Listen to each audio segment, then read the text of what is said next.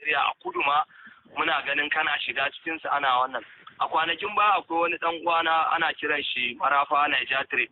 So ya shiga kudu sai yake mu'amala da su, sai yake tambayan su cewar ya suke suna providing abubuwan su. Ko da yaushe za a ga suna creating content da sauransu. So sai suke magana su ba abu ne na kuɗi wai a kira mutum a yi bashi kuɗi, a su suna da groups ne da suke irin in mutum yana da sha'awa ko wani abu za su kira ka suke to in kana cikin wannan group din da mai sha'awa ya shigo ya yi participating, in ya so an gama kowa ya posting a page din shi da sauransu. So wannan abin ya matukar ba ma wasu mamaki don a tunaninmu yanda mu nan muke yi haka su ma can suke. So amma sai muka gano lissafin ba haka yake ba, dole sai an haɗa ƙarfi da ƙarfe da na ƙasa waɗanda suke tashi da kuma manya waɗanda kuka kafu a harkan, dole sai an tallafi na ƙasa an kuma ba su ƙarfin gwiwa. So wani irin abubuwa ne wanda za ka ɗan bamu tun da ka yi harka da 'yan gudun nan, wataƙila akwai wani abu da ka ga yadda suke yi wajen tada nasu, sun da yanzu kamar Don Jazzy a kudu muna ganin yadda yake promoting yaransa su zama on top, su zama ana ba su ambassadorship da wasu abubuwa dai na wannan. Su wani hanya suke bi wajen ganin an yi wa'annan abubuwan wanda mu ma muna so arewacin Najeriya ya zamanto an kawo mana irin wa'annan abubuwan su zamanto an yi su. To abin da ke faruwa kan irin wannan shine akwai mutane wanda suna da burin promoting din masu tasowa. Yes. Kuma akwai kowa ya ce maka wajen yin wannan.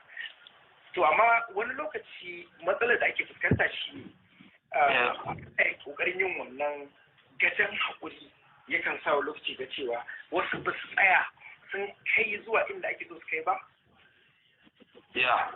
An kaɗa wani layi da bakon baya da ka iya dole ka bar mutum. Tunda ko mutum ko haifan mutum ka yi akwai iya adadin stage da za a kai za ka bar shi cikin shi. Yes. Kuwa a yi akwai abu so tari wadda idan yau kana so ka yi kaga cewa kai kaɗai in kai baka da platform da za ka iya yaɗa wannan abu. Za ka iya neman mutum ɗaya biyu uku ku haɗu ku yi idan kuka yi kuma sai ka ce albarkacin an haɗu din nan kowa ya kawo nashi da tibin akwai nashi albarkar sai ka ga cewa an samu nasara a yin hakan.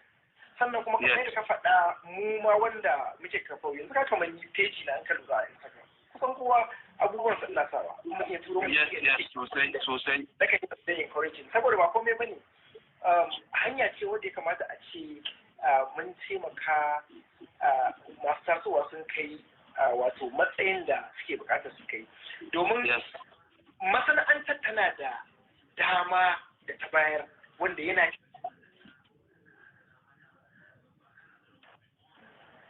har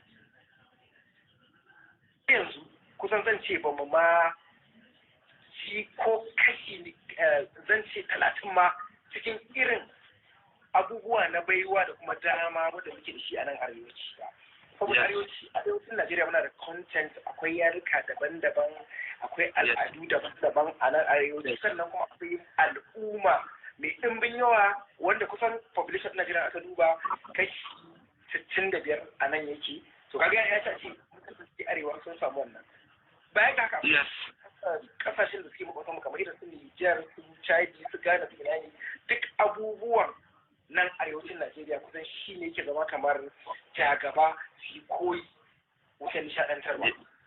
So kana ne kamar da ka faɗa yanzu kamar masu comedy skits nan za ka zo don su da garbushi da a skit ɗaya. Yes, kowa zai saka a page sa a YouTube. Revenue na kasar kasa. Sannan kowa zai saka a page ɗinsa magoya baya su za su kalla.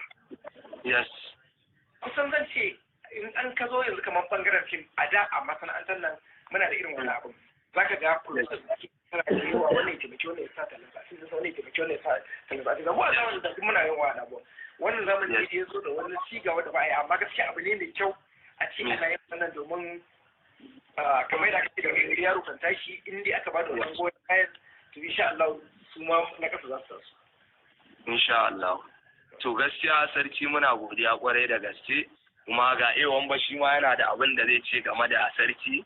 Su ka ji dai irin shawarwarin da sarki ya bamu, kuma Allah ya da wayannan shawarwarin ba ma mu ba sauran wayanda suke kallon mu ma insha Allah ina tunanin sun dauki darasi ne zaka ce sarki. To da farko abin da mutane ba sani ba, mu a nan masana'anta ba ma iya ma kamu suna ko mu ce sai ko na fada, mu muna kiran shi da daki matsayin baba yake a gare, saboda duba da tun muna kanana tun muna gida muke kallon shirye-shiryen shi har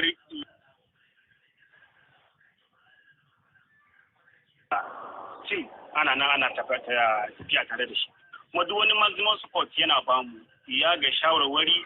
Ko da ka sauka a Kano, ko da ka je gidan shi na ɗaya daga cikin gidan da yake karɓan baki, idan ka je ko da baya nan zaka ga an karɓi kanu biyu. To wannan wasu abubuwa ne wanda ya nuna maka cewa mu'amalar shi mai kyau ga mutane. Ba abin da zan ce studiya, sannan kuma is a privilege to me a ce somebody like the number one chat a matsanantan Kannywood ya amsa gayyata na zai zo live Instagram launch na EP na. Gaskiya is a privilege to me, dan akwai wanda ma da muka yi posting sun yi mamaki, a'a da gaske ne to yau dai sun gan shi live and direct. Na gode sosai, ba abin da zan yi ciya sai godiya. Allah ya kara lafiya, Allah ya kara nisan kwana, Allah ya kara arziki da kuma. Thank you sir. To sai launch na ma da muke wannan shine a karshe, daga nan kuma sai mu rufe wannan taro insha Allah. To shi wannan launching ni dai a matsayina na wanda zan ba da tallafi da kuma goyon baya zan ba shi naira 50,000 sai a ɗan yi amfani da shi a ɗan taimaka wajen samun airplay, Allah kuma ya albarkaci abin da ake. To ka ji yawan basanci ya baka naira 50,000, so muna godiya, Allah ya saka da alheri, Allah kuma ya ƙara ɗaukaka da kuma basira. Mun gode kwarai, sai ka mun gode sa wannan ma ba komai bane, dama ka saba haka. Mun gode sa, Allah ya ƙara ɗaukaka. Wannan ma da aka yi promotion ne ma in gode su shi ce thank you. So jama'a nan ne muka zo ƙarshen